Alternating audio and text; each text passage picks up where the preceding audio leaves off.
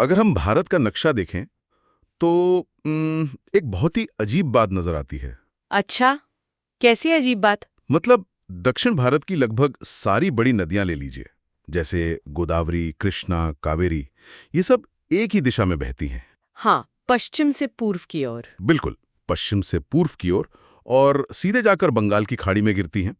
तो नक्शा देखकर ऐसा लगता है जैसे पूरा प्रायद्वीपीय भारत एक तरफ झुका हुआ जो कि भौगोलिक रूप से सच भी है ना?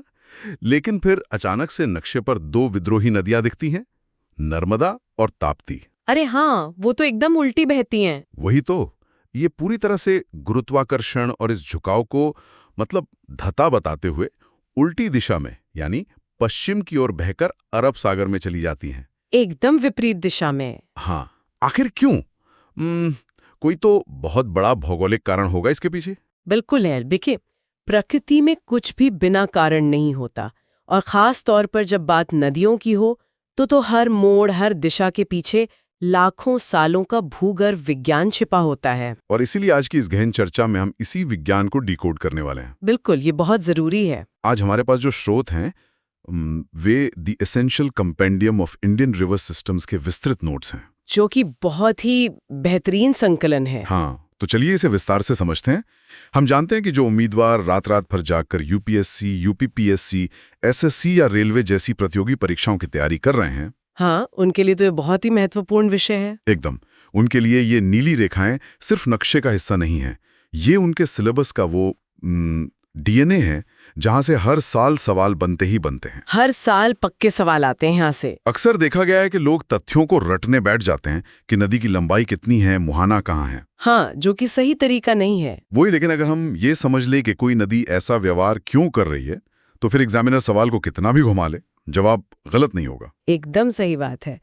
देखिए, प्रतियोगी परीक्षाओं में अब सीधे सवाल पूछने का चलन काफी कम हो गया है। हाँ, अब वो क्या से ज्यादा क्यों पूछते हैं। बिल्कुल, विशेषज्ञ भी यही मानते हैं कि रटने के बजाय अगर हम नदियों की उत्पत्ति और उनके पीछे काम कर रहे भौतिक नियमों को समझ लेते और हैं, सब कुछ आसान हो जाता है। हाँ, तो रटने की जरूरत ही नहीं पड़ेगी, पूरी तस्वीर अपने आप साफ हो जाएगी। तो फिर इसी तस्वीर को साफ करने से शुरुआत करते हैं।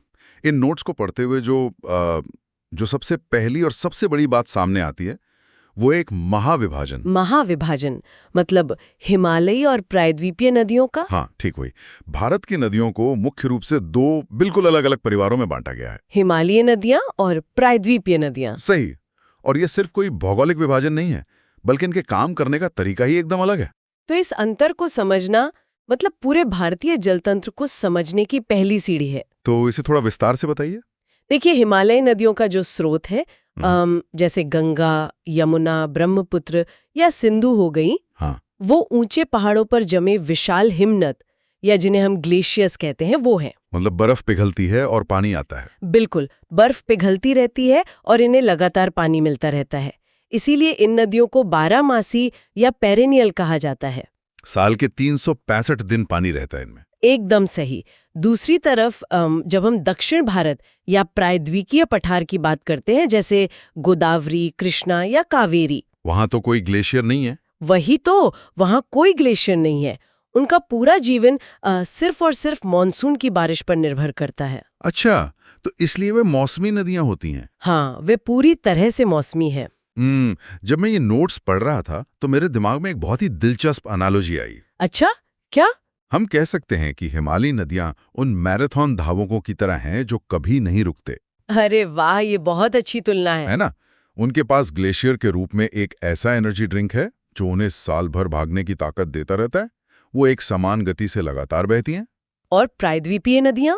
वो स्प्रिंटर्स की तरह हैं। जब मानसून आता है तो वो पूरी ताकत और भयानक वेग से भागती हैं, लेकिन जैसे ही सर्दियां या गर्मियां आती हैं, वो शांत हो जाती है। हाँ, उनका पानी काफी कम हो जाता है, कुछ तो सूख भी जाती हैं। ये एक बहुत ही सटीक तुलना है। और यहाँ सबसे आकर्षक बात यह है क्या? कि यही एक अंतर कि पानी बर्फ से आ रहा है या बारिश से, नदी के पूरे भौतिक भूगोल को हमेशा के लिए आकार दे देता है। वो कैसे? देखिए, हिमालयी नदियां सिर्फ लगातार बहती ही नहीं है, बल्कि वे बहुत ही ऊंचे और युवा पहाड़ों से नीचे गिरती हैं। हिमालय दुनिया के सबसे नए पहाड़ हैं, है ना? हाँ, उनकी ढलान बहुत तीखी होती है। तो इसका मतलब है कि पानी बहुत तेजी से और बहुत ज्यादा काइनेटिक एनर्जी के साथ नीचे आता है।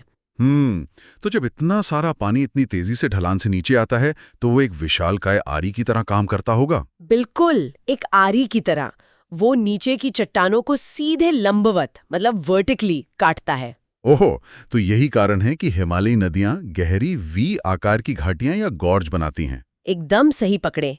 फिर जब ये नदियां पहाड़ों से उतरकर उत्तर प्रदेश या बिहार जैसे मैदानी इलाकों में आती हैं, जहां ढलान कम हो जाती है, हाँ, तो पानी की मात्रा इतनी अधिक होती है कि इनका बहाव धीमा पड़ते ही पानी किनारों से बाहर आ जाता है। और इसलिए उत्तर भारत में बाढ़ की समस्या इतनी आम है। बिल्कुल। और अंत में जब ये समुद्र से मिलती हैं तो अपने साथ लाया हुआ सारा मलबा जमा कर देती हैं, जिससे विशाल डेल्टा का निर्माण होता है। मैं समझ गया। लेकिन अगर हम प्रायद्वीपीय नदियों की तरफ देखें तो वहां कहानी बिल्कुल उल्टी है। हाँ, वहां का भूगोल अलग है। नोट्स बताते हैं कि प्रायद्वीपीय नदियों की घाटियां बहुत चौड़ी और उथली होती हैं, मतलब शैलो होती हैं। हाँ, ऐसा क्यों? पानी तो बारिश के मौसम में उनमें भी बहुत होता है, तो वे गहरी घाटियां क्यों नहीं बना पाती? इसके पीछे का विज्ञान वहां के चट्टानों में छिपा है। देखिए, प्रायद्वीपीय भारत दुनिया के सबसे पुराने और स्थिर भूभागों में से एक है। अच्छा, ये बेसाल्ट और अन्य बहुत ही कठोर इग्नियस चट्टानों से बना है। मतलब बहुत सख्त जमीन है। बहुत सख्त। जब प्रायद्वीपीय नदियां इन पर बहती हैं तो चट्टानें इतनी सख्त होती हैं कि नदी उन्हें नीचे की तरफ यानी वर्टिकली नहीं काट पाती। ओहो, तो नदी नीचे जाने के बजाय किनारों को काटना शुरू कर देती है। ठीक कहा। नदी अपना रास्ता चौड़ा करने लगती है, इसीलिए उनकी घाटियां उथली और चौड़ी होती हैं। ये तो बहुत ही लॉजिकल है। और एक और दिलचस्प बात बताऊं? हाँ बिल्कुल। क्योंकि जमीन बहुत कठोर और ऊबड़-खाबड़ है और नदी इसे समतल नहीं कर पाती, तो पानी अचानक से चट्टानों के किनारों से नीचे गिरता है। अच्छा, तो इसी वजह से दक्षिण भारत की नदियों में हमें जलप्रपात या झरने बहुत अधिक देखने को मिलते हैं। बिल्कुल। हिमालयी नदियों में आपको झरने कम और तेज बहाव वाली रैपिड ज्यादा मिलेंगी। यार, ये कॉन्सेप्ट सच में बहुत सारे रटने वाले सवालों को खत्म कर देता है। अगर आपको पता है कि पहाड़ युवा हैं या पठार पुराने, तो आप नदी का व्यवहार खुद बता सकते हैं। यही तो भूगोल की खूबसूरती है। खैर, अब मैराथन धावकों की इस चर्चा से आगे बढ़ते हैं। अगर स्रोत ही नदी का व्यवहार तय करता है, तो चलिए भारत के सबसे बड़े पानी के स्रोतों की बात करते हैं। उत्तर के दिग्गजों की। हाँ, उत्तर के वे दिग्गज जो पूरे उत्तर भारत के मैदानों को सींचते हैं। मेरा मतलब है गंगा, ब्रह्मपुत्र और सिंधु नदी से। परीक्षाओं में ये 3 नदियां सबसे ज्यादा बार पूछी जाती हैं। बिल्कुल। और इसकी वजह भी है। इनका प्रभाव क्षेत्र इतना विशाल है कि आधी से ज्यादा आबादी इन्हीं के बेसिन में बसती है। तो चलिए गंगा से शुरू करते हैं। गंगा का उद्गम उत्तराखंड के गंगोत्री ग्लेशियर से होता है। इसे भारत की सबसे लंबी नदी माना जाता है, जिसकी लंबाई लगभग 2525 किलोमीटर है ना? हाँ, लगभग 2525 किलोमीटर। ये भारत के दिल से होकर बहती है और अंत में बंगाल की खाड़ी में जाकर गिरती है। और सफर के दौरान ये अकेली नहीं रहती।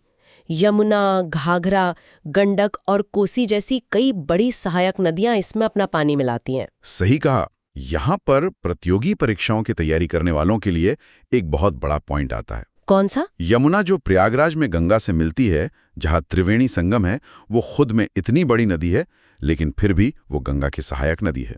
यह एक बहुत ही महत्वपूर्ण तथ्य है। और अंत में जब गंगा समुद्र से मिलती है तो वो सुंदरबन का निर्माण करती है, जो दुनिया का सबसे बड़ा नदी डेल्टा है। सुंदरबन का डेल्टा सिर्फ एक साधारण भौगोलिक क्षेत्र नहीं है। तो क्या है? ये गंगा और ब्रह्मपुत्र दोनों नदियों द्वारा हिमालय से काटकर लाए गए अरबों टन अवसाद या सेडिमेंट्स का नतीजा है। अरबों टन? हाँ, ये इतना उपजाऊ और विशाल है कि इसकी अपनी एक अलग इकोलॉजी है। मैंग्रोव वन है वहाँ। परीक्षकों का ये बहुत ही पसंदीदा टॉपिक है। गंगा के बाद जो दूसरी सबसे ताकतवर नदी इस तंत्र में आती है वो है ब्रह्मपुत्र। ब्रह्मपुत्र, ये नदी तो जैसे भूगोल के नियमों को चुनौती देती है। इसका उद्गम भारत में नहीं बल्कि तिब्बत में होता है, जहां इसे सांगपो कहा जाता है। हाँ, सांगपो। यह हिमालय के समानांतर पूर्व की ओर बहती है और फिर अरुणाचल प्रदेश से भारत में यू टर्न लेकर प्रवेश करती है। बिल्कुल। लेकिन नोट्स में इसके बारे में पढ़ते हुए मैं एक जगह ठिठक गया। अच्छा, कौन सी बात पर? यहाँ एक बहुत ही दिलचस्प बात सामने आती है। भारतीय संस्कृति में आप देखिए, नदियां जीवनदायिनी होती हैं, इसीलिए उन्हें हमेशा स्त्री रूप में, देवी के रूप में पूजा जाता है। हाँ, गंगा माता, यमुना माता, गोदावरी, नर्मदा, सबके नाम स्त्रीलिंग हैं। सही बात है। लेकिन इन नोट्स के मोस्ट एक्सपेक्टेड क्वेश्चंस वाले हिस्से में साफ लिखा है कि ब्रह्मपुत्र को पुरुष नदी कहा जाता है। ऐसा विरोधाभास क्यों? ये सवाल इंटरव्यू और मेंस परीक्षा दोनों में पूछा जा चुका है। अच्छा। हाँ, ब्रह्मपुत्र को पुरुष नदी उसके नाम और उसके प्रचंड स्वभाव दोनों के कारण कहा जाता है। प्रचंड स्वभाव। देखिए, अगर आप शाब्दिक अर्थ देखें तो ब्रह्मपुत्र का मतलब है ब्रह्मा का बेटा। हाँ, वो तो नाम से ही स्पष्ट है। लेकिन भूगोल के नजरिए से देखें तो इसका बहाव बहुत ही आक्रामक और विनाशकारी होता है। जब ये तिब्बत के ऊंचे पठार से अचानक नीचे असम की घाटी में गिरती है तो बहुत तेज हो जाती होगी। इसका वेग इतना भयानक होता है कि ये अपने साथ पहाड़ों का मलबा, बड़े बड़े पत्थर और भारी मात्रा में गाद लेकर आती है।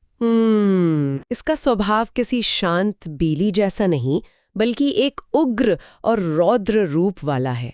इसीलिए ये असम में हर साल आने वाली भयंकर बाढ़ का मुख्य कारण बनती है। ओहो, और यही भारी मात्रा में जो मलबा या गाद आती है वो एक और विश्व रिकॉर्ड बनाती है ना?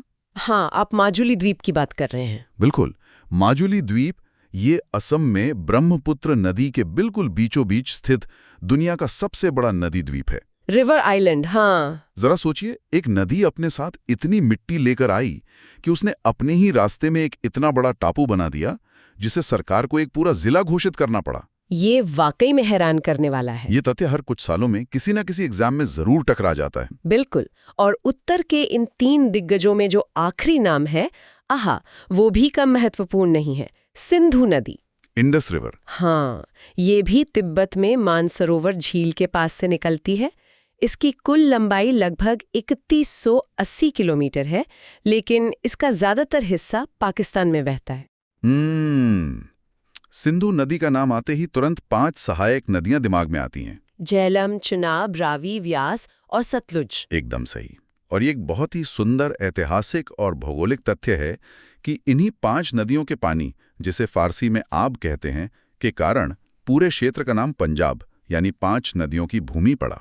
ये तो बहुत ही बेसिक और प्यारा तथ्य है। लेकिन जब परीक्षाओं की बात आती है तो सिंधु नदी के भूगोल से भी ज्यादा इसके राजनीतिक और सामरिक भूगोल पर सवाल आते हैं। मतलब ट्रीटी वगैरह पर? हाँ, खास तौर पर 1960 की सिंधु जल संधि या इंडस वाटर ट्रीटी। यह विश्व बैंक की मध्यस्थता में भारत और पाकिस्तान के बीच हुआ एक समझौता है जो तय करता है कि सिंधु और इसकी इन 5 सहायक नदियों के पानी का बंटवारा कैसे होगा। एक सेकंड रुकिए, 1960? इसका मतलब है कि ये जल संधि 65, 71 और 99 के युद्धों के बावजूद टिकी रही। बिल्कुल। हमने इतनी जंगें लड़ी लेकिन इस नदी प्रणाली को साझा करना बंद नहीं किया। यही संधि की सबसे बड़ी खासियत है और इसीलिए ये इंटरनेशनल रिलेशंस और भूगोल दोनों का एक बहुत महत्वपूर्ण हिस्सा है। ये वाकई में हैरान करने वाला है। खैर, बर्फ से पोषित इन विशाल नदियों और उनके डेल्टा, द्वीप और संधियों की चर्चा के बाद अब वक्त है दक्षिण की ओर रुख करने का, प्रायद्वीपीय नदियों की तरफ। हाँ, उत्तर के मैराथन धावकों को पीछे छोड़कर अब हम प्रायद्वीपीय भारत की उन नदियों की ओर मुड़ते हैं जो कठोर चट्टानों का सीना चीर कर बहती हैं। और यहां आते ही नियम बिल्कुल बदल जाते हैं, पूरी तरह से बदल जाते हैं।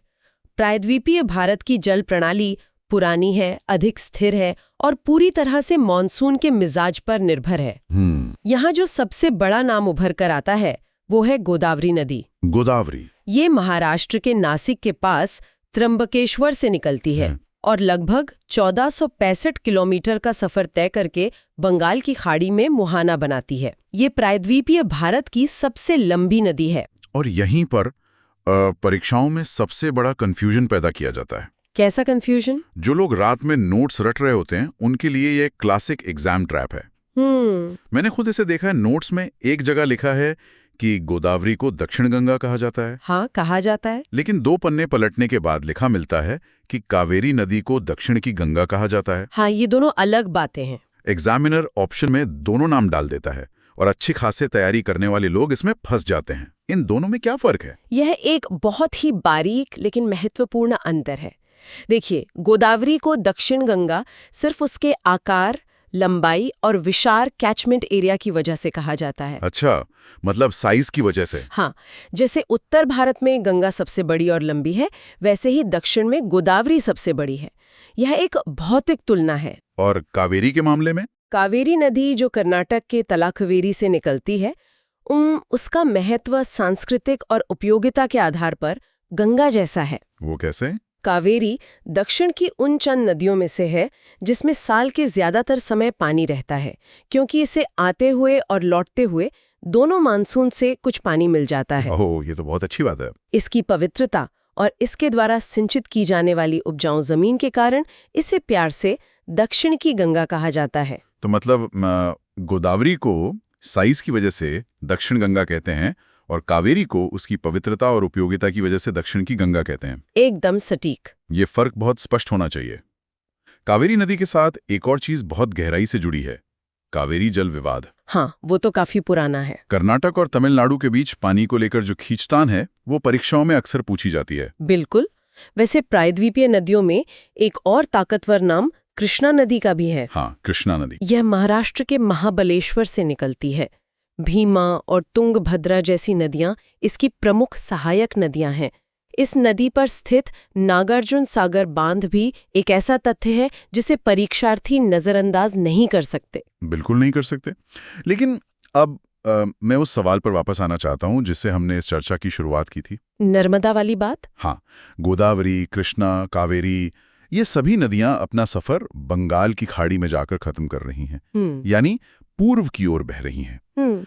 लेकिन जब हम नर्मदा नदी की बात करते हैं जो मध्य प्रदेश के अमरकंटक पठार से निकलती है, तो वो पूरी तरह से उल्टी दिशा में यानी पश्चिम की ओर बहते हुए अरब सागर में क्यों जाती है? और सिर्फ नर्मदा ही नहीं, ताप्ती भी। हाँ, ताप्ती नदी भी पश्चिम की ओर बहती है।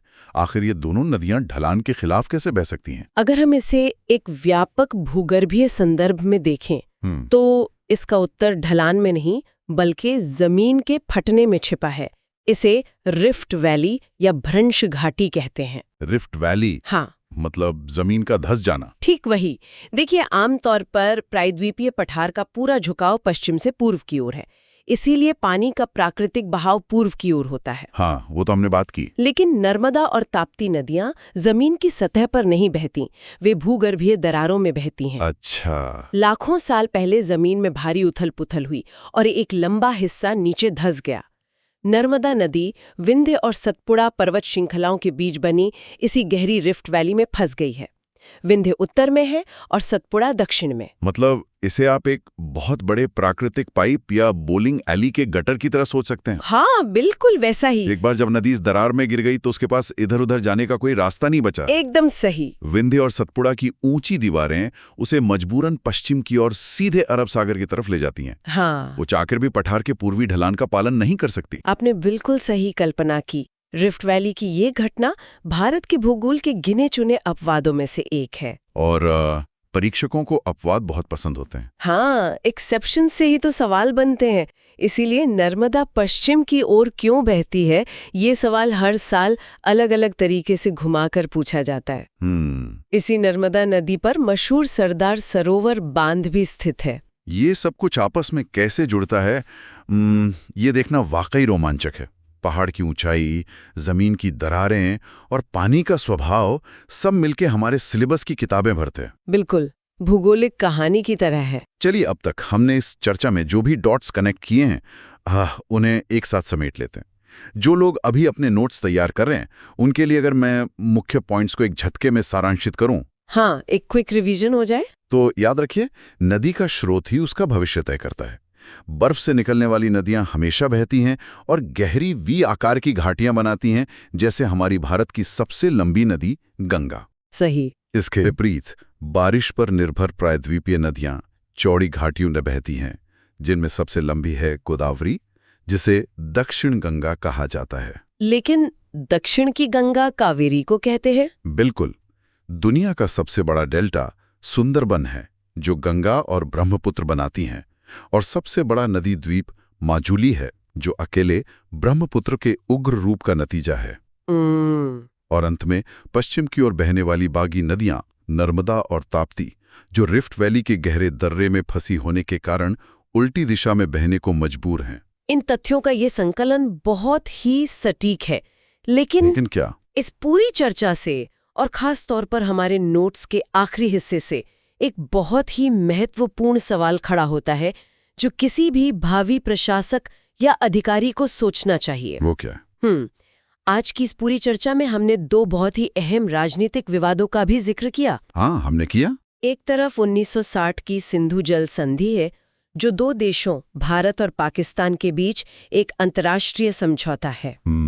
दूसरी तरफ कावेरी जल विवाद है, जो हमारे अपने ही दो राज्यों कर्नाटक और तमिलनाडु के बीच का अंतर्राज्यीय विवाद है। सही बात है। जो लोग आज प्रतियोगी परीक्षाओं की तैयारी कर रहे हैं, उन्हें यह सोचना चाहिए कि भविष्य में क्या इन नदियों का भौतिक भूगोल ज्यादा महत्वपूर्ण रहेगा या फिर इन नदियों के पानी पर होने वाली हाइड्रोपॉलिटिक्स यानी जल राजनीति।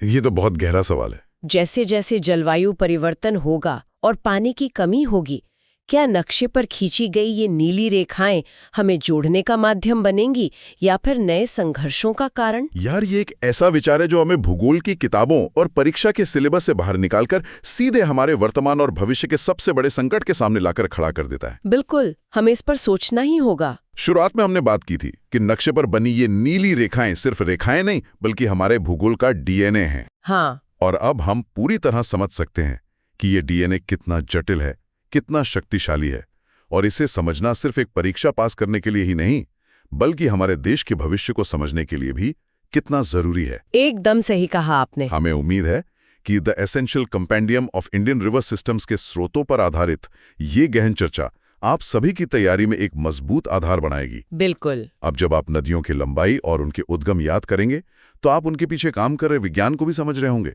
ऐसे ही क्या से ज्यादा क्यों पर सवाल उठाते रहिए और अपनी पढ़ाई जारी रखिए। इस चर्चा में हमारे साथ जुड़ने के लिए बहुत बहुत धन्यवाद।